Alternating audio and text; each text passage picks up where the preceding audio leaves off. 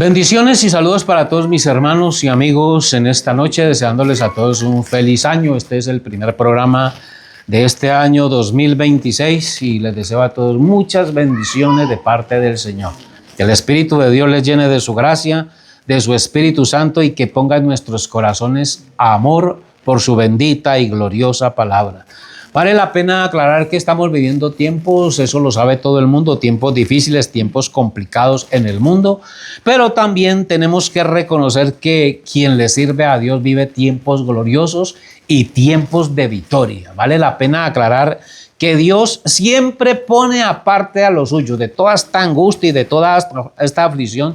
Dios siempre pone aparte a los suyos. Yo les recuerdo a ustedes que en el tiempo en que llegaron los juicios de Dios al pueblo de Egipto, al país de Egipto, en la ciudad donde estaba el pueblo de Dios no llegaba ninguna de las plagas, no llegaron las ranas, no llenaron las moscas, no llegó los tumores, no llegó el ángel de la muerte, a ellos no les llegó las tinieblas, Dios los tenía aparte. Así que entonces aquel que está en Cristo está seguro, está confiado. Y me gustan las palabras del Señor Jesús cuando dijo que quienes estábamos en su mano, de su mano, nadie nos puede arrebatar.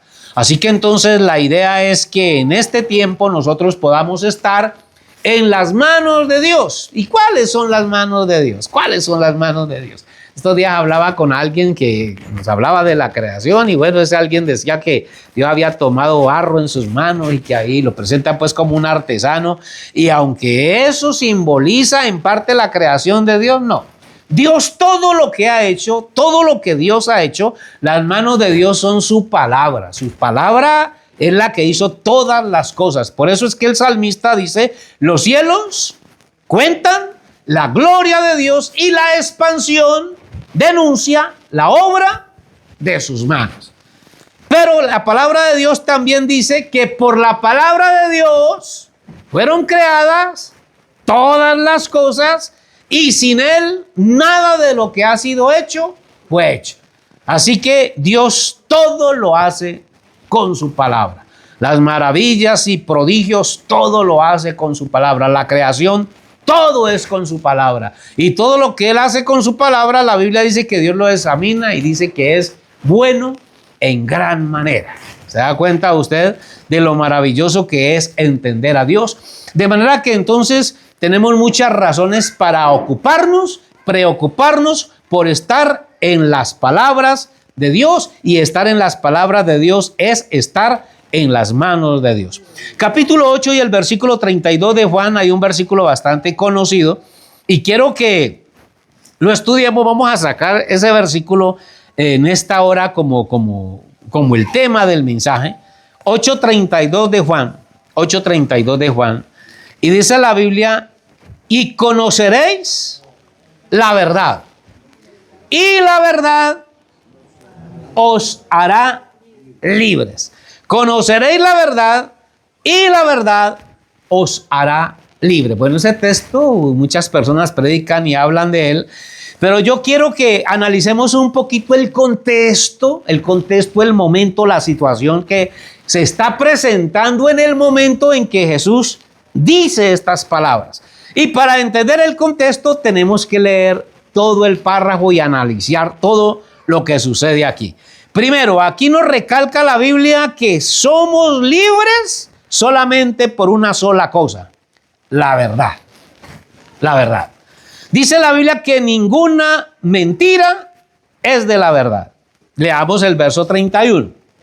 Dijo entonces Jesús a los judíos que habían creído en él: si vosotros permaneciereis en mi palabra, seréis verdaderamente mis discípulos y conoceréis la verdad y la verdad os hará libres. ¿De qué cosa o de qué cadenas o de qué prisiones quiere sacar Jesús a estos personajes con los cuales Él está hablando?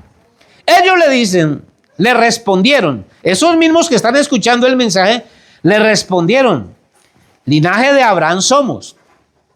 Jamás hemos sido esclavos de nadie. Nosotros no somos esclavos de nadie. No le servimos a nadie. ¿Cómo dices tú seréis libres. Es decir, que ellos no se sentían prisioneros. Ellos no se sentían esclavos. Y lo mismo sucede hoy con mucha gente. Es esclava. Son presos, pero ellos no lo saben. Ellos no lo sienten.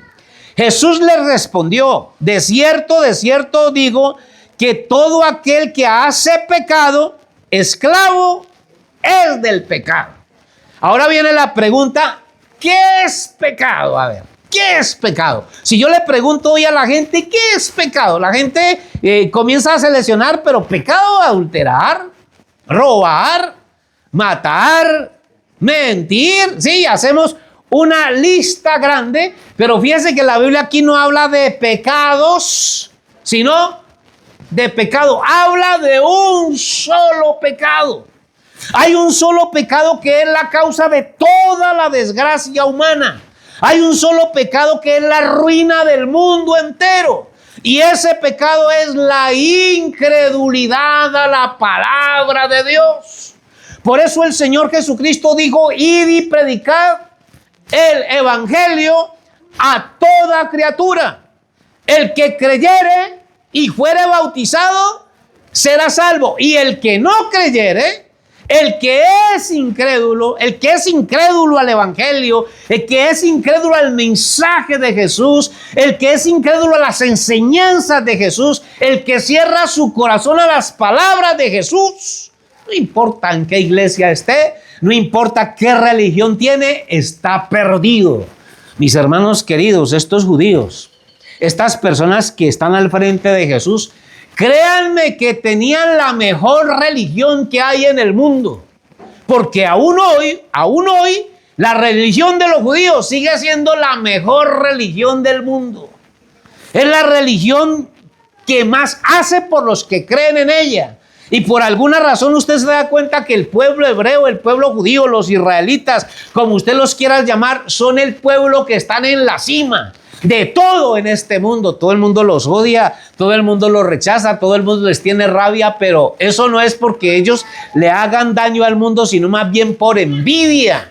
Porque sus leyes, sus mandamientos, sus credos, lo que ellos practican, los tiene en la cima de este mundo. Siguen siendo la mejor religión del mundo. Pablo tenía la mejor religión del mundo. Él mismo declara en el capítulo 3 de Filipenses, vamos a Filipenses 3, y escuchemos a Pablo cuando habla de lo que él era antes de conocer a Cristo. Pablo dice en el capítulo 3 de Filipenses: por lo demás, hermanos, gozaos en el Señor. A mí no me es molesto el escribiros las mismas cosas. Para vosotros es seguro. Y dice el versículo 2: guardaos de los perros, guardaos de los malos obreros, guardaos de los mutiladores del cuerpo, porque nosotros somos la circuncisión, los que en espíritu servimos a Dios y nos gloriamos en Cristo Jesús, no teniendo confianza en la carne. Cuando usted escucha estas palabras, habla de perros, habla de malos obreros, habla de mutiladores del cuerpo, usted supiera a quiénes se está refiriendo. Yo creo que aquí los que estudian la Biblia saben a quiénes se está refiriendo: a los líderes de la mejor religión de la época, a los que enseñaban de la circuncisión, de los ritos, de los mandamientos y todas esas cosas que ellos practicaban. Verso 4. Verso 3, leamos el 3 nuevamente. Porque nosotros somos la circuncisión, los que en espíritu servimos a Dios y nos gloriamos en Cristo Jesús, no teniendo confianza en la carne, dando a entender que si nosotros, los que creemos como Pablo cree, los que vemos las cosas como Pablo las vio, somos la verdadera circuncisión. Eso quiere decir que los otros no tenían la verdadera circuncisión. Verso 4. Aunque yo tengo también de qué confiar en la carne. Si alguno piensa que tiene de qué confiar en la carne, yo más. Es decir, que a nivel de religión, que a nivel de santidad, que a nivel de rectitud en la religión, Pablo era campeón. Pablo era campeón. Él dice: yo más. Luego dice: circuncidado al 8º día, del linaje de Israel, de la tribu de Benjamín, hebreo de hebreos, en cuanto a la ley, fariseo, la mejor secta de la época, en cuanto a celo, perseguidor de la iglesia, y lo que viene, en cuanto a la justicia que es en la ley, irreprensible. Es decir, que usted a Pablo no podía reprenderlo ni por los mandamientos, ni por los ritos, ni por las tradiciones de los ancianos, porque todo lo guardaba. Era un hombre recto según la religión. Y luego el verso 7 dice: pero cuantas cosas eran para mi ganancia, las he estimado como pérdida por amor de Cristo. Oiga, qué tremendo esto. O sea que Cristo es más grande y más importante que toda la religión que Pablo tenía. Y cuando hablamos de religiones, yo comparo la religión de Pablo con las religiones de hoy, y yo quisiera preguntar, ¿cuál se le compara? A ver, de todas estas iglesias, religiones que usted conoce, ¿quién se le compara en rectitud, en fanatismo, en lo estrictos que eran, con mandamientos y cosas? ¿Quién se le compara? Usted hoy en día ve a los judíos y toda esta gente todavía hacen sus oraciones, creo que son 7 oraciones al día que hacen. Y estén donde estén, se arrodillan y adoran hacia donde creen que está el templo de Jerusalén, los que todavía guardan esa religión. Los creyentes de hoy escasamente oran por el almuerzo, o cuando se levantan o cuando se acuestan. Es decir, que esta gente realmente vio una religión estricta.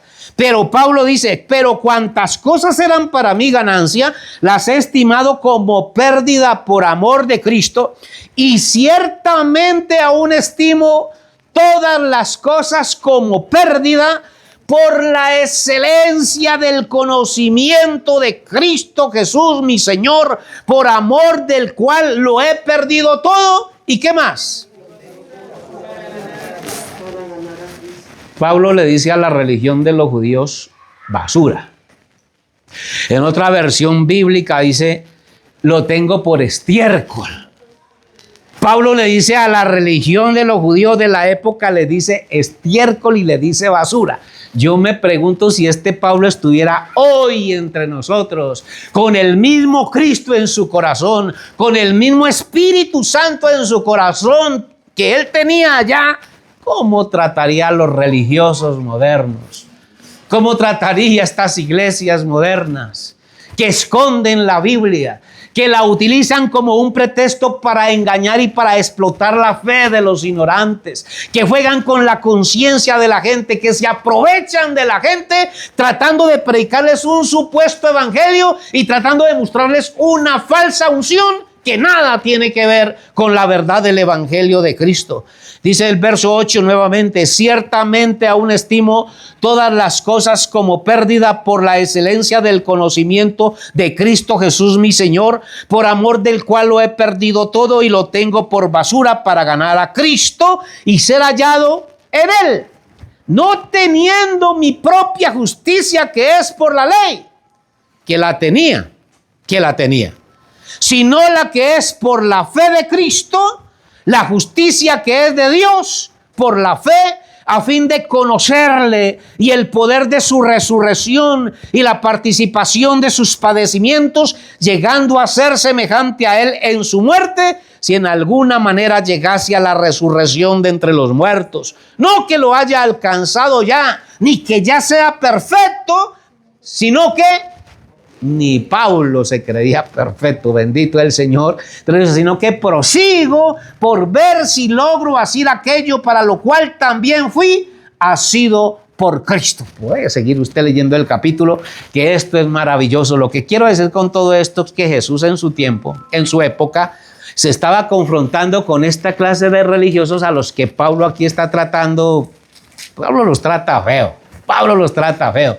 Algunos dicen: hermano Ramón, usted es muy duro, usted ¿por qué es tan agresivo? Con respete a los hermanos. Y digo: hermanos, pero ¿yo qué hago con estas escrituras? A ver, no las predicamos, no hablamos de ello. Capítulo 11 de Segunda de Corintios, y otra vez Pablo, en la misma pelotera, con los mismos religiosos, con los mismos que trataban de imponerle a la gente su esclavitud religiosa. Pablo dice estas palabras, 2 Corintios 11, versículo 12. Mas lo que hago lo haré aún, para quitar la ocasión a aquellos que la desean, a fin de que en aquello que se glorían sean hallados semejantes a nosotros. Es decir, que ellos se creían más grandes que Pablo. Y entonces Pablo les presenta, les da pruebas, les enseña sus actos, sus hechos, y para que lo vean por lo menos en el mismo nivel, para que entiendan que por lo menos están en el mismo nivel. Aunque claro, Pablo, que iba a estar al mismo nivel de esos personajes, si mire cómo los trata después. Porque estos son falsos apóstoles, obreros fraudulentos, que se disfrazan como apóstoles de Cristo. Y no es maravilla, porque el mismo Satanás se disfraza como ángel de luz. Así que no es extraño si también sus ministros, ¿ministros de quién? De Satanás, se disfrazan como ministros de justicia, cuyo fin será conforme a sus obras. Pregunta: si Pablo estuviera hoy, ¿diría las mismas palabras o se retrae? Hay que respetar, hay que ser prudente. Son gente que están buscando a Dios. Pobrecitos, hay que tratarlos bien. Claro que aquí vale la pena aclarar que cuando Pablo habla estas palabras, Pablo no hablaba tanto con la gente, sino con los líderes. Hablaba de los líderes, porque el evangelio de Cristo, los hombres de Dios, casi siempre van a los líderes. Cada vez que Dios enviaba a un profeta, el profeta no andaba por ahí tocando de puerta en puerta, visitando al pueblo. No. Los profetas siempre iban donde el rey y donde los sacerdotes. Porque Dios es así. Dios ataca a la cabeza. Por eso la Biblia dice que la simiente de Dios, los hijos de Dios, los que traen la naturaleza de Dios, dice, el mismo Dios le dijo al diablo, ellos te van a herir en la cabeza. Siempre que Dios levanta a un hombre, se le va a las cabezas. Se le va a las cabezas. Usted ve, por ejemplo, en Malaquías, aquí terminó Malaquías, uno de los profetas que más quieren los pastores modernos, pero que cuando los creyentes comiencen a darse cuenta de esto, le van a coger bronca a Malaquías. Malaquías capítulo 1. Porque es que esto no lo leen, los pastores no le leen esto a la gente. Esto se lo esconden. No leen sino el capítulo 3 y pare de contar. Que lo bueno de Malaquías es cuando habla de diezmos, pero el capítulo 1, no. 1:6. El hijo honra al padre y el siervo a su señor, dice el Señor, por medio de Malaquías.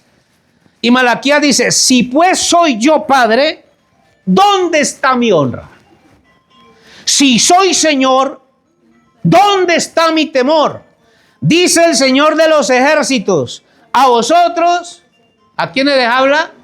A vosotros, oh sacerdotes, que menospreciáis mi nombre y decís, ¿en qué hemos menospreciado tu nombre? Los sacerdotes. Apartados del conocimiento de Dios, los sacerdotes apartados de Dios, se robaban las ofrendas, se robaban los diezmos. Usted puede leer de ahí en adelante que la Biblia está hablando de eso. Capítulo 2, versículo 1, otra vez Malaquías.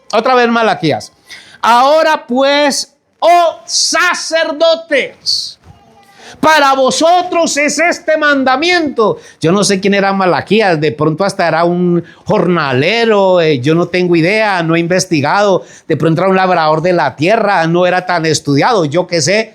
Y viene este tipo desafiando a los sacerdotes, que no se pueden ni tocar, que no se podían ni mirar, que había que respetarlos, porque hoy los pastores, cuando un creyente les pregunta algo, cuidado con el ungido del Señor, no se meta con el ungido del Señor. Y aquí Malaquías se está metiendo con los ungidos de los ungidos. Ahora pues, sus sacerdotes, para vosotros es este mandamiento: si no oyereis, si no decidís de corazón dar gloria a mi nombre, ha dicho el Señor de los ejércitos, enviaré maldición sobre vosotros y maldeciré vuestras bendiciones, y aún las he maldecido porque no os habéis decidido de corazón. Un hombre humilde y sencillo maldiciendo a los sacerdotes en el nombre de Dios. ¿Qué hacemos ahí? ¿Qué hacemos con esas escrituras? Se las escondemos a la gente. Hay cosas de la Biblia que no se pueden decir. Pues llegó el tiempo de que conozcamos esto, porque les aclaro algo, les recuerdo algo, que por esta palabra vamos a ser juzgados todos, todos, todos. Y para poder ser juzgados por ella, la tenemos que conocer. Dios les bendiga, Dios les guarde y gracias por su atención.